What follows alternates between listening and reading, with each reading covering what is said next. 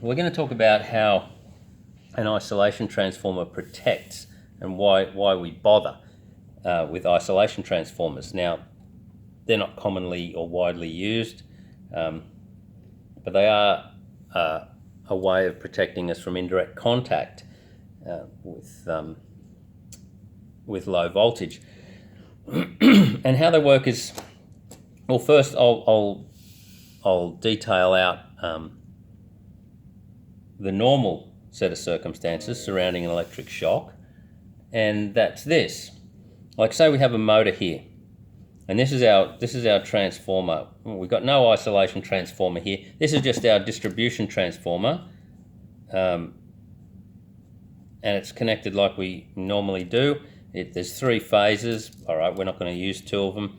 We're just going to talk about one phase here, and of course, and as normal, the start point there is earthed, and so this has an active and a neutral going to the motor, of course. So there's our active, and here's our neutral. Now, but of course that neutral is earthed a few times, but let's just give it an earth at the main bar. Call this the main earth bar. All right, and of course that's earth there, and of course that's earth there. All right, and so we then run an earth out to our motor as we normally would. All right, and so you come along, and here's you standing here, and I'm not very good at drawing, so you'll have to put up with stick figures. And let's say something happens and you come in contact with that active wire. There's a million ways for that to happen, but let's just draw that active wire straight onto you to simplify things. So that goes onto you, just the active. You haven't touched the neutral.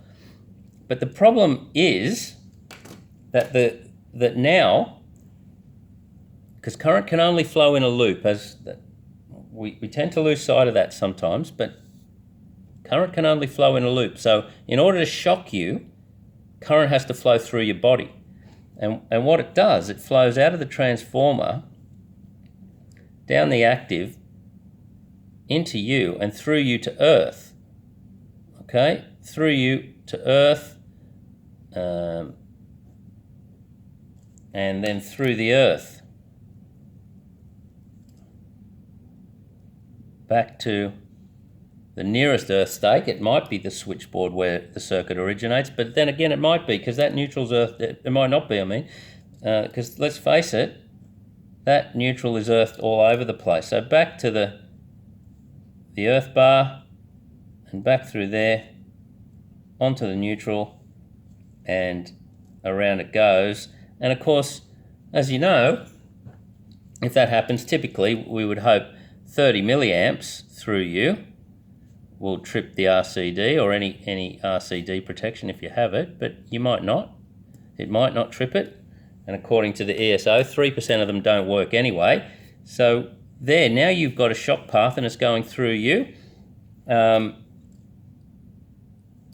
might not trip the RCD. There might not be one on there. And then you've got enough current going through you, possibly, to kill you. All right? It might not kill you, might just shock you, might cause harm in other ways, but that's the normal, that's how we get electric shocks off an active. Sure, if you grab the active and neutral, well, you got even more problems, but that's pretty rare. This is the typical way for it to have an electric shock, through the active, through you, into the earth, and then back on to complete the loop. Now, what an isolation transformer does is here, I've drawn up this so that you don't have to watch me drawing everything. Same scenario, but we're putting in an isolation transformer out here, and then we've got our motor here. So we'll connect up that isolation transformer. It might be earthed, it doesn't matter. That it'll have a frame around it, say, all right, and we can earth that frame, and it will be earthed.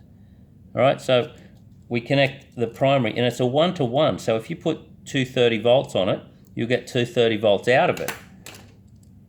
Because it's a 1-to-1 transformer. So we can put that in there, and we can also put in an earth bar at a switchboard here and earth the neutral. Put a stake in there, and so that is going to go out and earth the frame of the transformer. Now, then that